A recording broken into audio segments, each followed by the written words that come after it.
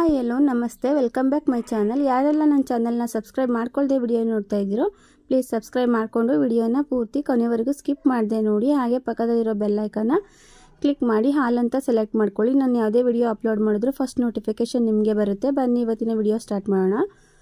ನಾನಿವತ್ತು ಅವಲಕ್ಕಿ ರೆಸಿಪಿನ ಮಾಡ್ತಾಯಿದ್ದೀನಿ. ಮೊದಲಿಗೆ ಒಂದು ಬಾಣಲಿನ ಇಟ್ಕೊಂಡು ಸ್ವಲ್ಪ ಕುಕ್ಕಿಂಗ್ ಆಯಿಲ್ನ ಹಾಕ್ಕೊಂಡು ಎಣ್ಣೆ ಬಿಸಿ ಆದಮೇಲೆ ಒಂದೆರಡು ಸ್ಪೂನ್ ಕಡಲೆ ಬೀಜ ಹಾಕ್ಕೊಂಡು ಕಡಲೆ ಬೀಜ ಸ್ವಲ್ಪ ಕ್ರಿಸ್ಪ್ ಆಗೋವರೆಗೂ ಫ್ರೈ ಮಾಡಿಕೊಂಡು ನಂತರ ಒಂದೆರಡು ಸ್ಪೂನಷ್ಟು ಕಡಲೆಬೇಳೆನ ಹಾಕ್ಕೊಂಡು ಒಟ್ಟಿಗೆ ಫ್ರೈ ಮಾಡ್ಕೋತಾ ಇದ್ದೀನಿ. ಕಡಲೆ ಬೀಜ ಕಡಲೆಬೇಳೆ ಫ್ರೈ ಆದಮೇಲೆ ಒಂದು ಪ್ಲೇಟ್ಗೆ ಎತ್ತಿಟ್ಕೊತಾ ಇದ್ದೀನಿ. ನಂತರ ಸ್ವಲ್ಪ ಸಾಸಿವೆ, ಜೀರಿಗೆ ಹಾಗೆ ಒಣಮೆಣಸಿನ್ಕಾಯಿ, ಸ್ವಲ್ಪ ಕರಿಬೇವಿನ ಸೊಪ್ಪನ್ನು ಹಾಕ್ಕೊಂಡು ಫ್ರೈ ಮಾಡ್ಕೊತಾ ಇದ್ದೀನಿ. ಬೇಕಿದ್ರೆ ಹಸಿರು ಮೆಣಸಿನ್ಕಾಯಿನೂ ಯೂಸ್ ಮಾಡ್ಬೋದು. ನಾನಿಲ್ಲಿ ಒಣಮೆಣಸಿನ್ಕಾಯಿನ ಹಾಕ್ಕೊಂಡು ಫ್ರೈ ಮಾಡ್ಕೊತಾ ಇದ್ದೀನಿ. 2 ಈರುಳ್ಳಿನ ಕಟ್ ಮಾಡಿಟ್ಕೊಂಡಿದ್ದೆ. ಕಟ್ ಮಾಡಿಟ್ಟಿರುವಂಥ ಈರುಳ್ಳಿನ ಹಾಕ್ಕೊಂಡು ರುಚಿಗೆ ತಕ್ಕಷ್ಟು ಉಪ್ಪನ್ನು ಆ್ಯಡ್ ಮಾಡಿಕೊಂಡು ಫ್ರೈ ಮಾಡ್ಕೊತಾ ಇದ್ದೀನಿ. ಈರುಳ್ಳಿ ಸಾಫ್ಟ್ ಆಗೋವರೆಗೂ ಚೆನ್ನಾಗಿ ಫ್ರೈ ಮಾಡ್ಕೋಬೇಕು. ನಂತರ 2 ಟೊಮೆಟೊನ ಕಟ್ ಮಾಡಿಕೊಂಡು ಹಾಕ್ಕೊತಾ ಇದ್ದೀನಿ. ನಾನಿಲ್ಲಿ 3 ಮೆಂಬರ್ಸ್ ಆಗೋ ಹಾಗೆ ಮಾಡ್ಕೊತಾ ಇದ್ದೀನಿ. ಅಂದರೆ ಒಂದು 1/4 kg ಅವಲಕ್ಕಿನ ಹಾಕ್ಕೊಂಡು ಮಾಡ್ಕೊತಾ ಇದ್ದೀನಿ. ಬೇಗನೆ ಆಗಿಬಿಡುತ್ತೆ, 10 ನಿಮಿಷನೇ ಬೇಕಾಗಲ್ಲ ಈ ರೆಸಿಪಿ ಮಾಡೋದಕ್ಕೆ. ಟೊಮೆಟೊ ಸಾಫ್ಟ್ ಆಗೋವರೆಗೂ ಚೆನ್ನಾಗಿ ಫ್ರೈ ಮಾಡ್ಕೋಬೇಕು.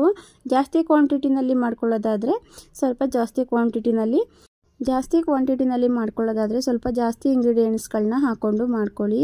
ಹಾಗೆ ನಾನಿಲ್ಲಿ ಕೊಬ್ಬರಿ ತುರಿನ ಹಾಕ್ಕೊಂಡಿದ್ದೀನಿ. ಹಸಿಕಾಯಿ ಇವಾಗ ಬೇಸಿಗೆ ಆಗಿರೋದ್ರಿಂದ ಹಸಿಕಾಯಿ ಜಾಸ್ತಿ ಸಿಗೋಲ್ಲ, ಅದರಿಂದ ಕೊಬ್ಬರಿ ತುರಿನ ಹಾಕ್ಕೊಂಡು ಮಾಡ್ಕೊತಾ ಇದ್ದೀನಿ. ನೀವು ಹಸಿಕಾಯಿ ತುರಿನೇ ಹಾಕ್ಕೊಂಡು ಮಾಡ್ಕೋಬೋದು. ಕೊಬ್ಬರಿ ತುರಿ ಹಾಕೋದ್ರಿಂದನೂ ತುಂಬ ಚೆನ್ನಾಗಿ ಬರುತ್ತೆ. ಒಂದ್ಸಲ ಟ್ರೈ ಮಾಡಿ ನೋಡಿ. ಹಾಗೆ ಸ್ವಲ್ಪ ಕೊತ್ತಂಬರಿ ಸೊಪ್ಪನ್ನ ಹಾಕ್ಕೊಂಡು ಫ್ರೈ ಮಾಡ್ಕೊತಾ ಇದ್ದೀನಿ. ಒಂದು ಚಿಟಿಕೆಯಷ್ಟು ಅಡುಗೆ ಅರಿಶಿನ ಮತ್ತು ಕೊತ್ತಂಬರಿ ಸೊಪ್ಪನ್ನ ಹಾಕ್ಕೊಂಡು ಚೆನ್ನಾಗಿ ಮಿಕ್ಸ್ ಮಾಡಿಕೊಂಡು ವಾಶ್ ಮಾಡಿಟ್ಟಿರುವಂಥ ಅವಲಕ್ಕಿನ ಆ್ಯಡ್ ಮಾಡ್ಕೊತಾ ಇದ್ದೀನಿ.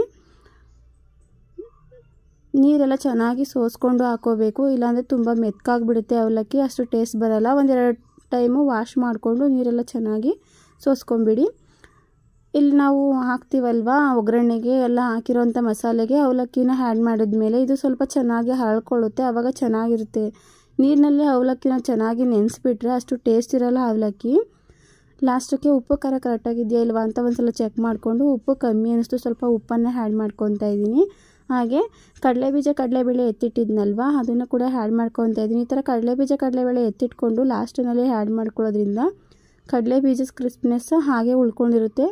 ಅವಲಕ್ಕಿ ತಿನ್ನಬೇಕಾದ್ರೆ ತುಂಬಾ ಬಾಯಿಗೆ ಕಡಲೆಬೀಜ ಕಡಲೆಬೇಳೆ ಸಿಗಬೇಕಾದ್ರೆ ತುಂಬ ರುಚಿ ಇರುತ್ತೆ ತಿನ್ನಲಿಕ್ಕೆ.